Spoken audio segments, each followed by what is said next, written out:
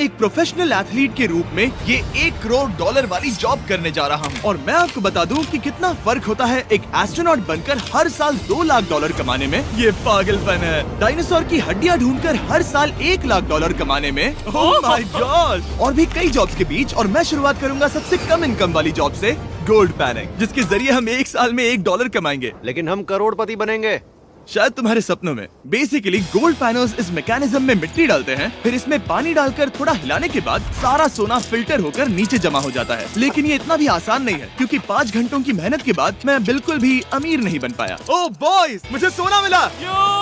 इसकी क्या कीमत होगी? करीब 2 सेंट्स। यही तो मैं कह रहा था। इसे 1 साल तक करने के बाद भी आप $1 ही कमाएंगे। लेकिन लकीली हम ऐसी नौकरियां करने जा रहे हैं जिसमें हम 1 साल में $10 मिलियन तक कमा पाएंगे। चलिए देखते हैं ऐसी नौकरी करना कैसा लगता है जिसमें हर साल $1 लाख मिलता हो। म्यूजियम के लिए डायनासोर की हड्डियां ढूंढना। और हाँ, ये नकली हैं क्योंकि ये सभी मर चुके हैं। तो ये उन गड्ढों में से एक है। क्या ये सच में डायनासोर की हड्डियां हैं? बिल्कुल, मैं यहाँ 17 सच में? सालों से हूँ। ये अब तक की सबसे बड़ी हड्डी है जिस पर मैंने काम किया है। ये रही आपकी थाई बोन यहाँ पर, जो करीब 4 फीट लंबी है। तुलना के लिए ये रहा वो डायनासोर, और ये रहे 6 काल जो एक के ऊपर एक खड़े हैं। और मेरी लंबाई 6 फुट 5 है। ये मेरी जैक हैमर्स है, बड़े काम के। तुम कर सकते उसे हो। बिल्कुल पता नहीं वो क्या कर रहा है। इसे कोई Hey, आइडिया Jimmy। नहीं है। आपको ये सुनकर अजीब लगेगा, लेकिन हम इस काम में बहुत बुरे हैं। Whoops। संभल कर। 5 घंटे की मेहनत के बाद भी हमारी प्रोग्रेस ना के बराबर थी। लेकिन हमारे इस धीमी गति के बावजूद एक्सपर्ट की मदद से हम आगे बढ़ रहे थे। मैंने अपने पूरे करियर में इससे बड़ी हड्डी पर कभी काम नहीं किया। और आपने मुझे और काल को इसे छूने दिया? हाँ, बिल्कुल। हमने गड़बड़ कर दी तो? जोश, इसका वजन कितना होगा? करीब करीब 90 से 110 किलो? हाँ। नोलन की मॉम इससे 10 गुना ज्यादा भारी ऐसा है। कुछ नहीं है।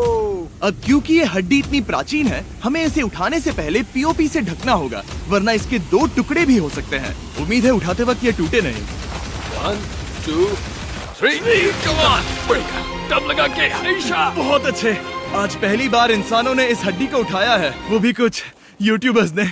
यकीन नहीं होता।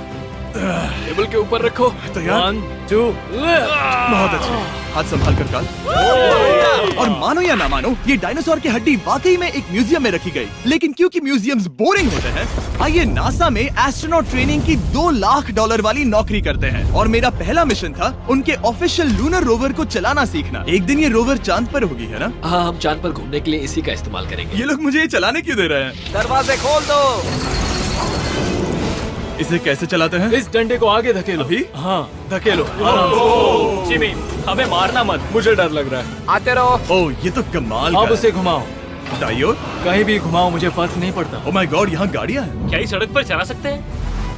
यहाँ तो चला ही सकते हैं। ओह, बहुत मजा आ रहा है। तुम टेढ़ा क्यों चला रहे हो? मुझे नहीं पता इसे सीधा कैसे किया जाता है। हालांकि मैं इसे ऐसे चला रहा था जैसे मैंने पी रखी हो। मैं सबको नासा के लूनर ट्रेनिंग यार्ड तक पहुंचा पाया, जहां इसकी असली परीक्षा होगी। ओह, हम ऑफ रोड जा रहे हैं। ये रास्ता ऊबड़ खाबड़ है। तुम मुझे इसे ढलान के नीचे उतारने दे रहे हो? क्या इस मशीन के अंदर सीट बेल्ट है? यहाँ पर एक सीट बेल्ट है जिसका हम इस्तेमाल नहीं करते। इनके पास सीट बेल्ट है लेकिन ये लोग पहनते नहीं है। क्या अजीब है। वो ये ढलान तो बहुत ज्यादा है। क्या हम सच में नीचे जा रहे हैं? क्या अब मैं सीट बेल्ट पहन सकता हूँ? Oh my God! हम टेढ़े होकर ढलान उतर रहे हैं। नहीं नहीं नहीं नहीं नहीं जिमी। हाथ उठाओ ताकि उन्हें पता चले कि मैं चला रहा हूँ। वाह, ठीक है। इन्होंने तो सच में। मैं उठकर पीछे चला नहीं जाता हूँ। नहीं नहीं, बैठ जा। नहीं, ऐसे चलाना ठीक रहेगा?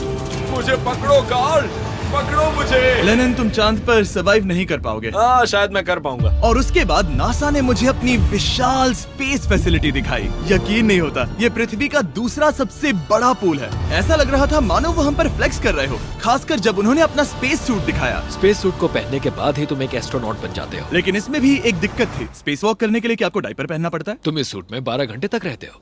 वाओ, इसे पकड़ो। तो ये सचमुच एक एडल्ट डायपर है। तो जरा संभल कर। हाँ। ये स्पेस आर्टिफैक्ट है। ये कई बार मिशंस में इस्तेमाल हुआ है। यानी असली एस्ट्रोनॉट्स ने इसे पहना है। हाँ। और उन्होंने इसमें सुसु भी किया था। क्या आपने इसमें सुसु किया है? मैंने नहीं, इसमें नहीं। ठीक है।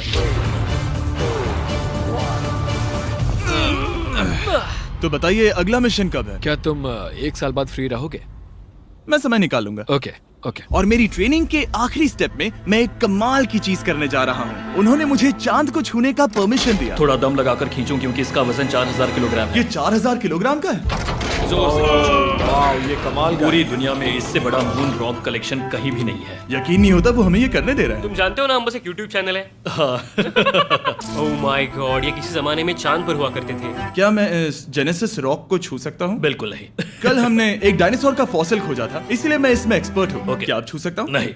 मैंने कोशिश की। यहाँ मौजूद ये मटेरियल असल में चांद की मिट्टी है। Oh my God. तुम इस वक्त वास्तव में चांद को छू रहे हो। ओह, ये तो कमाल है। तो इस ट्यूब में चांद की मिट्टी रखी गई है और इसे अब तक खोला नहीं गया है। और अगर ये सच है तो हो सकता है उसमें एक एलियन भी हो। हाँ, वो पहला होगा चांद पर। क्या कहाँ से? तूने कहा मुझ से? और ये जानने के बाद कि एलियन सच में होते हैं, हम अपनी अगली नौकरी के लिए स्ट्रेटोस्फीयर की ओर गए, जहाँ कार्ल और नोलन ने प्लेन उड़ाया। मैंने पहले कभी प्लेन नहीं उड़ाया। हमें पता नहीं हम क्या कर रहे हैं। फ्लाइट ट्रेनिंग के पहले दिन पर आपका स्वागत है। मैं मजाक नहीं कर रहा। बॉयज को एक असली प्लेन उड़ाने के पहले बस एक बार इस फ्लाइट सिमुलेटर में प्लेन को लैंड करवाना होगा। तो ये रहा हमारा थ्रॉटल। पीछे खींचने पर प्लेन धीमा हो जाएगा।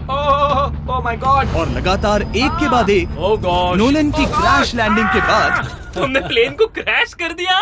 उसने सक्सेसफुली लैंडिंग कर ही ली, जिसके बाद पता नहीं क्यों उसे इस प्लेन को चलाने के लिए चाबियां दी गई। यो, मुझे डर लग रहा है। अगर तुम ये नहीं कर सकते नोलन, तो प्लीज भगवान के लिए इन्हें बता देना। ओह माय गॉड, मैं एक प्लेन उड़ाने वाला हूँ। Oh my God. ठीक है, क्या तुम तैयार हो? मैं तो बचपन से ही तैयार हूँ। Full throttle. अप्रोचिंग 60।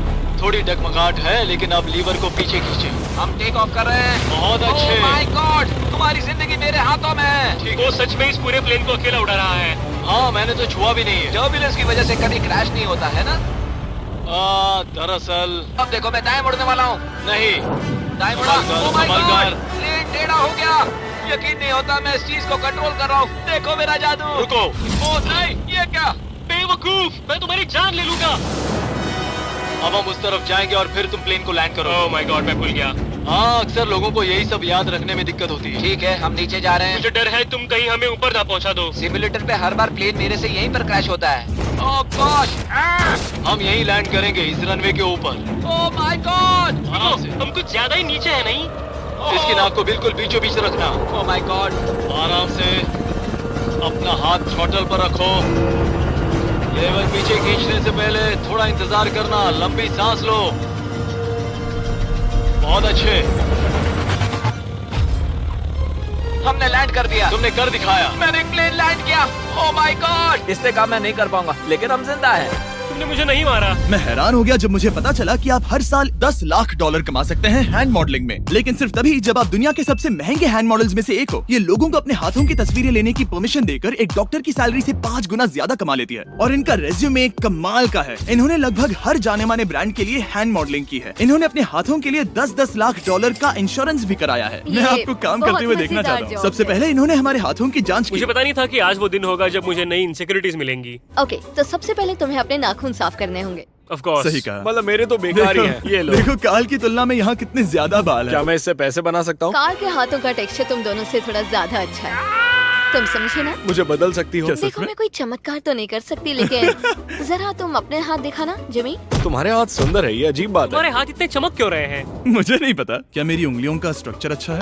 हाँ, बनावट अच्छी है, लेकिन नाखूनों के बीच गंदगी है, स्किन ड्राई है, लेकिन वो सब ठीक हो सकता है। हमारे हाथों पर अभी काफी काम करना था, तो हमने उन्हें शूट के लिए तैयार किया, जो कि मेरे और काल के लिए आसान था, लेकिन लेजर के लिए इतना नहीं। ओह नहीं। तुम इतने बालों के साथ एक कारपेट बना सकते हो। इन बालों ने मेरा पूरी जिंदगी साथ दिया, लेकिन अगर 10 लाख डॉलर कमाने हैं तो ये करना ही होगा। और अब जब मेरे हाथ घिनौने नहीं दिख रहे, हमने एक असली मैगजीन के लिए मॉडलिंग की, और ये तस्वीरें पूरे अमेरिका भर के बिलबोर्ड्स पर दिखाई जाएंगी इन वॉचेस को प्रमोट करने के लिए। मुझे डर लग रहा है। हाँ, लेकिन कोई टेंशन नहीं।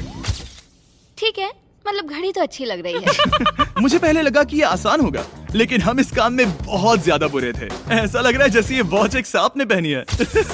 ये तो बहुत मुश्किल है। क्या मैं देख सकता हूँ कि आप ये कैसे करती हैं? ओह, यकीन नहीं होता। प्रोडक्ट भी अच्छा लग रहा है क्योंकि आपका हाथ नहीं हिल रहा, लेकिन हैंड मॉडल बनने का मतलब सिर्फ अच्छी वॉचेस पहनना नहीं होता। कभी कभी आपको अजीब चीजें पकड़नी पड़ती हैं। तुम डर क्यों रहे हो? क्योंकि मैंने देखा कि उस आदमी के हाथ में एक सांप है। वाह। आराम से काल, आराम से। अपने दूसरे हाथ को यहाँ लो और इसका सर पकड़ो। हाँ हाँ, बिल्कुल बिल्कुल। मैं इन सब के बीच एक और चीज रखना चाहूंगा, इमॉर्टल्स ऑफ एवियम, इस वीडियो के स्पॉन्सर। इसे यहाँ पकड़ो। ठीक है, परफेक्ट। अब ये मॉडल कर रहा है एक वॉच, एक सांप और ये गेम जरा देखो तो कितना कूल है। इमॉर्टल्स ऑफ एवियम एक फर्स्ट पर्सन मैजिक शूटर है जहाँ आपके प्लेयर का नाम जैक है जो एक बैटल मेज है जो दुनिया को बचा रहा है। क्या वो मुझे बचाएगा? मैं चाहता हूँ कि तुम इस गेम के Xbox वर्जन को मॉडल करो एक स्कॉर्पियन के साथ। ऐसा मत करो ब्रो। तुम्हें इसके डंक को इस तरह से पकड़ना होगा। क्या ऐसा पकड़ना बिच्छू के लिए सेफ है? हाँ बहुत अच्छे, शाबाश। जल्दी जल्दी बोलो जल्दी करो। उन्हें गेम के बारे में बताओ। ठीक है, आप 25 अलग अलग तरह के मैजिक स्पेल्स और 80 अलग अलग टैलेंट्स अनलॉक करके उन्हें अपने प्ले स्टाइल के हिसाब से कस्टमाइज कर सकते हैं। कार्ल, तुम्हें लगता है इमॉर्टल्स ऑफ एवियम को ये फोटो पसंद आएगी? मैं उम्मीद करता हूँ आपको ये पसंद आएगा। कार्ल, इन डरावने जानवरों को पकड़े रखो, बाद में हम NFL प्लेयर्स बनने जाएंगे। जिन लोगों ने इमॉर्टल्स ऑफ एवियम बनाया उन्होंने कुछ अवार्ड विनिंग कैंपेन्स भी बनाए हैं जैसे हेलो, कॉल ऑफ ड्यूटी और डेड स्पेस। हमें वो कैंपेन्स पसंद है। ओह, ये हिल रहा है। सबसे कूल बात ये है कि उस गेम में मैं एक बॉस के रूप में हूँ और मुझे हराने पर आपको बाकी बॉसेस के मुकाबले सबसे ज्यादा गोल्ड मिलेगा। घबराओ मत, मैं हूँ तुम्हारे साथ।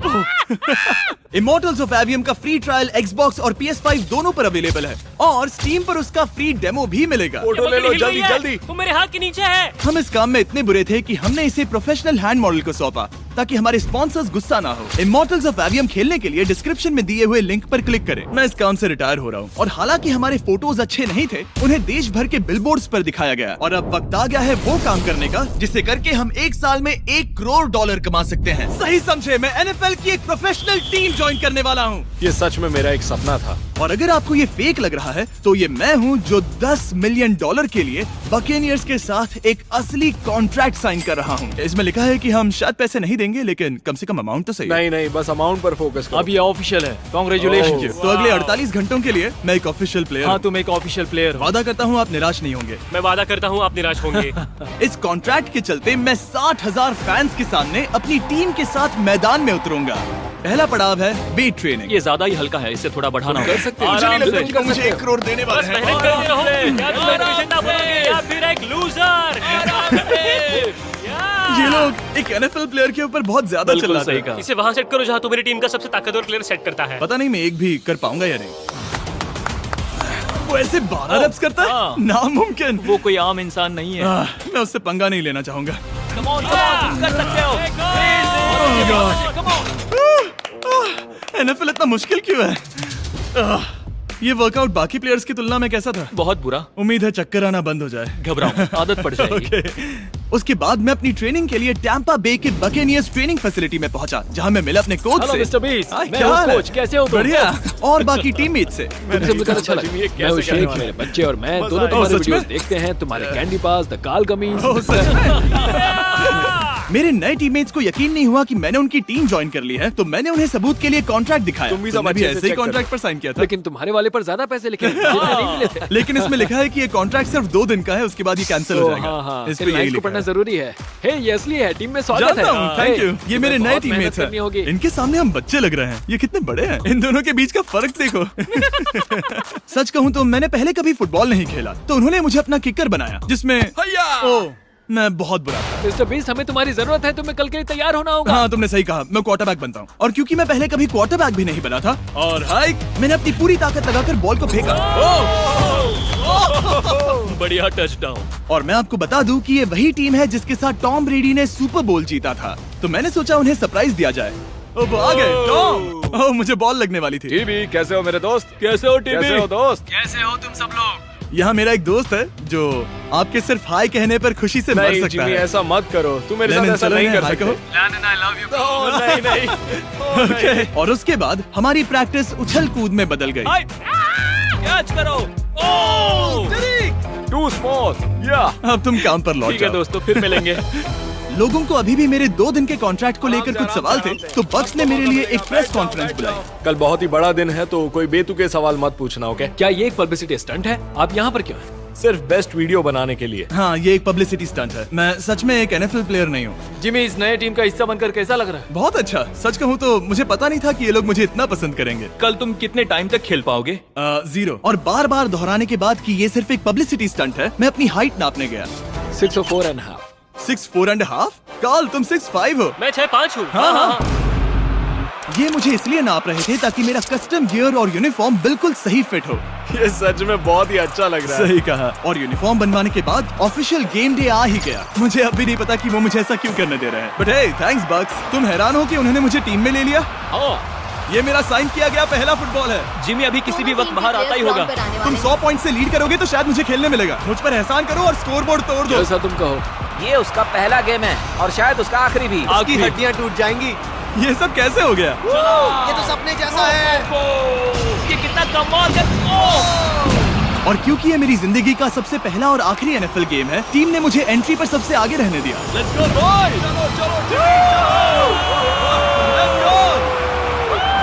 जिमी, ये हमारा दोस्त है। उम्मीद करता हूँ कोई मुझे कुचल ना दे। ये तुम्हारी जिंदगी का सबसे बेस्ट दिन है। मेरी जिंदगी का सबसे अच्छा दिन है ये जिमी। I love you. ये हमसे आगे निकल रहे हैं। जिमी एक एनएफएल प्लेयर है। क्या हाल है? Let's go boy. मैं तुम्हें निराश नहीं करूंगा। हो सकता है मुझे खेलने का मौका ना मिले। I love America. कितना बड़ा प्लेन है। अमेरिका। चलो फुटबॉल खेलते हैं। मुझे एक ऑफिशियल एनएफएल प्लेयर बनाने के लिए मैं बकेनियर्स का शुक्रगुजार हूँ। और अच्छा हुआ कि उन्होंने मुझे खेलने नहीं दिया, क्योंकि अगर वो मुझे टैकल करते तो मेरा मरना तो तय था। मुझे लगा सब खत्म हो गया है, लेकिन फिर फैल्कन्स ने ये ट्वीट किया, मिस्टर बीस्ट के नेक्स्ट चैलेंज के लिए गोल मारो और गेम जीतो। तो बदला लेने के लिए मैंने उनका स्टेडियम उड़ा दिया।